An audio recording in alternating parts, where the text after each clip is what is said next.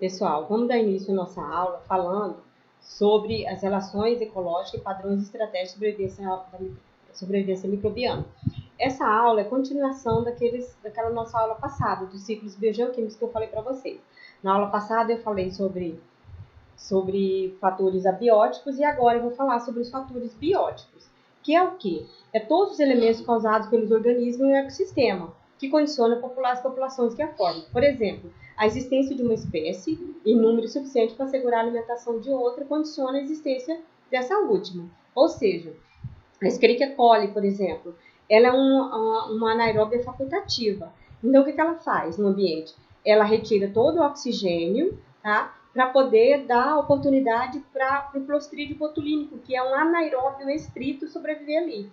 Quando ela sai, o Clostridium também sai, porque ela depende da Escherichia coli para sobreviver, tá? Bom, esses fatores, eles podem traduzir em relações ecológicas entre uns e outros. Pode ser benéficas ou não, né? Então, a gente vai falar dos dois tipos, os benéficos e os não tão benéficos, como predação, parasitismo e competição. E, para isso, existe uma estrutura dessa comunidade ou dessa população, onde nós temos os produtores, que são aqueles que vão produzir os alimentos primários, como os organismos fotossintetizantes, os microconsumidores e os macroconsumidores. Para facilitar nosso exemplo, a gente pode pensar nas plantas, né, que produzem a sua energia química através da fotossíntese, os microconsumidores como os herbívoros e os macroconsumidores como os carnívoros. Tá? E aí a gente tem uma escala aqui dos conceitos, né? Como os indivíduos, que são os organismos, a população é o grupo de organismos com as características comuns, a comunidade já consiste no número de populações ocupando o mesmo local, como exemplo a rizosfera do rumen, né?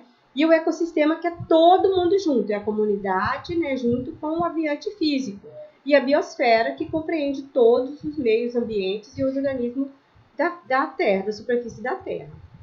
E o que é espécie, né, pra gente? Espécie nós já estudamos. O que é espécie? Espécie, em microbiologia, é todos aqueles organismos que possuem uma homologia no seu DNA. Ou seja, populações clones. Tem que ter acima de 70% de seu DNA, tem que ser idêntico, senão não é considerado espécie. Não tem nada a ver com aquela história de cruzamento, não, tá? Nós já estudamos isso lá quando falamos de taxonomia. Então, a população de uma mesma espécie vai ocupar uma determinada área, né? Então, essa população ela tem a mesma constituição genética, ela usa o mesmo substrato e ocupa o mesmo nicho ecológico. Faz parte de uma comunidade biológica, tá? Não é sozinha. Para ser considerada uma população, ela precisa ter alguns atributos, como densidade, um grande número de indivíduos, velocidade de crescimento e mortalidade, ou seja, não pode só crescer, ela tem que morrer também, senão não dá espaço para os outros. Potencial biótico, ou seja, máxima capacidade de reprodução, crescimento exponencial, lembra da curva de crescimento, tá? Padrões internos de distribuição, ou seja, ela precisa ter uma versatilidade na sua distribuição. Se ela sobreviver só num lugar, ela vai acabar. E estrategista de utilização energética, que é o KIR, que nós vamos falar calminho, tá? E a dispersão, né? Precisa também sair daquele local onde ela se encontra. O que é estrategista KIR? São características biológicas que promovem o sucesso em determinados ambientes. Por exemplo, os R-estrategistas são aqueles que só vai se reproduzir e crescer quando tem uma abundância de fontes de carbono e energia no ambiente. São aqueles que têm aqueles bloom, de vez em quando a gente vê aí, né? Houve um alto crescimento de algas, né, naquele determinado local. Por quê? Porque teve uma grande quantidade de comida ali, de alimento, de fonte de nutrientes para aqueles organismos. Só vai aparecer quando tiver isso aí, senão já era. E aí o que acontece? Eles vão crescer rapidamente, né? Elas vão reproduzir rápido e também quando acabar o alimento, eles vão morrer. Então, essas populações estão sujeitas a grandes flutuações, né? Então, em determinados tempo, eles vão estar enorme, a população gigantesca, e em determinado momento vai ter uma população, vai cair, vai desaparecer. Por exemplo, aqueles organismos que conseguem formar endósporos, né, que nós já estudamos sobre isso, vai ter um processo de dispersão e sobrevivência por longos períodos. Então, quando a situação volta favorável, ela volta a aparecer. As cianobactérias é um exemplo disso, e também nós temos os pseudomonas e os bacilos.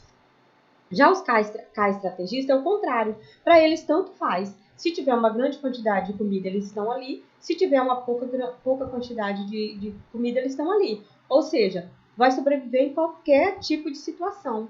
Vai ser sempre uma taxa menor de organismo, mas todo momento que você procurar por eles, eles vão ser encontrados ali. Tá? Víbrio é um caso desses.